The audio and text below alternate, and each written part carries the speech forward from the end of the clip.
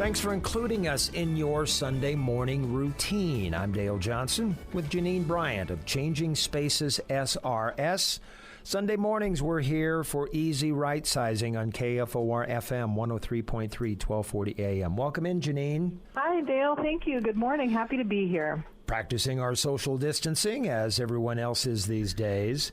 Good subject for you today, and it reminds me of the time of year that we are in the middle of April. Gardeners will tell you that this is the time of year to plant seeds. Well, Janine and I want you good listeners to know that you can plant a seed for that time 2 or 3 years from now when you prepare to right size. All about planning, Janine.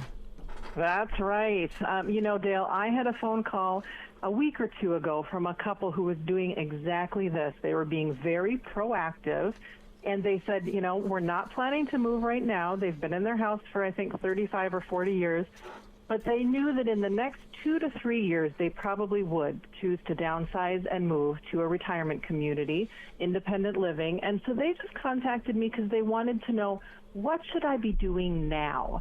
And I thought, boy, you folks are the ideal client. You're being proactive and you're thinking ahead. And so I thought this is a great message to share with all of our listeners about what they could be doing. You don't have to be moving within the next couple months in order to start the right sizing process. This can be done in anticipation of a transition that's coming up 2 or 3 years down the road. Smart people. I am that person who's been caught in having to move out of a home quickly. Because and when that happens, Janine, you do things haphazardly. Yes. And you look back and you think, gee, maybe I should have kept this item. Maybe now I can get rid of this item. So you really don't make good decisions when you're in a hurry. You're absolutely right, yes. And we have seen that a lot, actually. And so that's why I am such an advocate of planning ahead. And so, when these folks called me and they let me know, well, we're thinking about downsizing, the first question I asked them is approximately what size apartment are you thinking about going to? Now, they still hadn't even chosen which retirement community they were going to, but they knew that it was going to be a retirement community. Maybe for you, dear listeners, you might be thinking, well, my next move will probably be to a townhome. But whatever that next move is, to think about approximately how big will your new home be?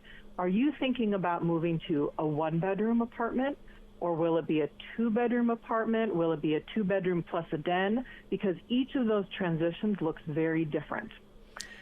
Because what I asked them about was, if you are moving to a 1-bedroom apartment, really the sorting process actually gets pretty easy. Because if you're moving to a 1-bedroom apartment, then you're pretty much going to be able to take your bedroom furniture and your living room furniture, and that's about it, not much else. So even though you might be coming from a home that's stuffed to the gills, it doesn't matter what you're coming from, it matters what you're going to. That determines how much stuff you can keep with you. So that's why I really want to encourage people to think clearly about approximately what size apartment or what size townhome they would be making a move to, because that will inform your sorting choices as you begin this process. I like your style, Janine, because you have mentioned on past conversations about you will actually take a tape measure to furniture, to tables, and show in inches what will fit and what won't fit. That's right. And that's, we try to have those conversations that are based in reality. It's not about whether or not, well, do you want to keep this or not? It's, will this fit and will it have a purpose in your new home? And so that's why we really have to know, what size new home are we talking about here? Determine the size of the place that you're going to. Then I want folks to start dreaming about how they will use each room in their new home. I already talked about a 1-bedroom apartment being pretty easy, but if you've got a 2-bedroom apartment that you're moving to, then, okay, one will be a bedroom, you'll have a living room, and then what will that second bedroom be? And this could be anything you want it to be. Maybe it's a sewing room, maybe it's a library or a den or an office. Then you can start dreaming about how you'll use the different areas of your home, and then you'll turn your eye and your tape measure to the furniture in your home, and you can start thinking about, well, I'd probably put this piece of furniture in this room and this piece of furniture in that room. And you can start, it's kind of like putting together a puzzle. You can start putting those puzzle pieces together and really determine what you're going to have room for and what you won't. That is so smart, Janine, because if a plan isn't made, it becomes a room of office, sewing room, den, yes. collectibles. It becomes Fibber McGee's closet. Now, I'm too young to really understand that reference, but a lot of my clients use that. They say, that's Fibber McGee's room, and they just keep throwing more and more stuff in there. And then it becomes so disorganized, it doesn't become even a place you want to enter. If it's a den, an office, a sewing room, all of that clustered together into a room makes it confusing and unwelcome. That's right, and then it's just wasted space, isn't it? Janine Bryant joining me every Sunday morning. It's Easy Rightsizing on KFOR. We're taking a look at planning ahead. You don't have to be moving right away, but you're thinking about that time when you do want to right-size. That's the topic here this morning. Assign furniture for each room. Also very smart. That's right, yes. So once you've determined, how you're going to use each room, then you can start dreaming about which pieces of furniture will go into each room. It might also spark a thought in you that you might need to purchase some different furniture for your new apartment. Maybe all of the furniture that you've got in your current home is really oversized and overstuffed. One thing that a lot of my clients end up doing is they end up purchasing a smaller desk because maybe they've got a ginormous roll-top desk and they realize, that's going to take up a lot of space in my new home. So I'm going to choose to downsize and get a smaller desk for my computer. But after you figure out some of that furniture, then you can start tackling the smaller pieces. My perfect example that I always use is once you know how many bookcases will go in your new apartment, then you can figure out how many books, of course, can go in there. Or how many curio cabinets you can bring with you will determine how many small collectible knickknacks you can bring with you. And I think that we all can easily identify our problem areas when it comes to clutter. We've all got them. And for you, it might be books. For me, it might be knickknacks. Or for someone else, it might be they've got a sewing collection that's kind of out of control and they know they won't be able to bring all of their fabric or all of their yarn with them. But so if you are planning a move 2 or 3 years down the road, to start identifying some of those problem areas in your house and then start culling through those items slowly over time, because it probably will take a long time if you are someone who is very attached to your stuff. I would think, too, Janine, that this would be a good opportunity for parents with children to check back in with those kids to see what they might want when that time gets close. Because I can remember mentioning to my parents and my grandparents, that's really cool. I'd like to have that. And then 5 years later, they come to me and say, "Do you still want that?" No, no, I don't really care for that. This is a great time to start those kind of conversations. Yes, I always advocate for the person who's moving to choose first of their furniture, of their items that they're wanting to keep.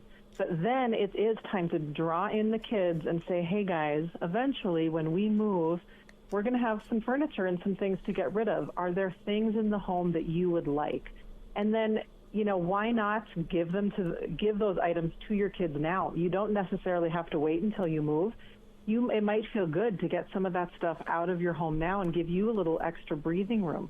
So it's a great time to start the conversation. And it's also a great time to think ahead. If you've got grandkids maybe who will be setting up a home for the first time or their first apartment around the same time that you're moving, that's a great place to funnel some of your extra stuff. They might need an extra set of glasses or an extra set of dishes, and you maybe have a few extras that you can pass along to them. Mm-hmm.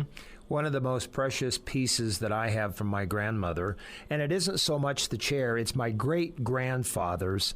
Didn't ever know him, but what's precious about that is my grandmother, in her handwriting, wrote my name and taped it to the bottom of the chair. Oh, I love that. So I have her signature, her handwriting, with my name under the chair of my great-grandfather. So that's another practice. That's another perfect thing that you can be doing, during this time when you're getting ready for a move, you're anticipating a move, is start writing down, maybe even just on little slips of paper, why a certain object is important. Maybe write down who you'd like to have it when you're gone someday, and then attach it to that item, because that makes things so much easier for your family members when they are sorting through your items. Janine, do you ever find yourself or your staff find themselves becoming referees? And the husband wants to keep it, the wife wants to get rid of it, or the wife wants to keep it and the husband wants to get rid of it. How do you manage those awkward situations? I would say we run across that on a weekly basis. We are a third party. Sometimes we're in there sort of negotiating. And I think that when our team is so experienced in that we're able to add an element of humor to the situation, and then we do have some of those come to Jesus talks about the reality of the situation, what will we have room for and what we won't, we can usually find a pretty good compromise between the two. All of this is contained step by step, your guide to right-sizing for older adults and their loved ones in the book, Ready to Right-Size. Janine, how can people get a hold of your book? It is available on Amazon, and so from the comfort of your home, you just log on to Amazon.com and search Ready to Right-Size, and you click buy, and they'll deliver it right to your front door. It couldn't be easier. For more free right-sizing tips, videos, resources, visit Janine's website, easyrightsizing.com, or visit changingspacessrs.com to learn more about the services that Janine and her staff provides through Changing Spaces SRS. And every Sunday morning, we talk about it on Easy Right Sizing. Have a good week, Janine. Thanks. You too, Dale.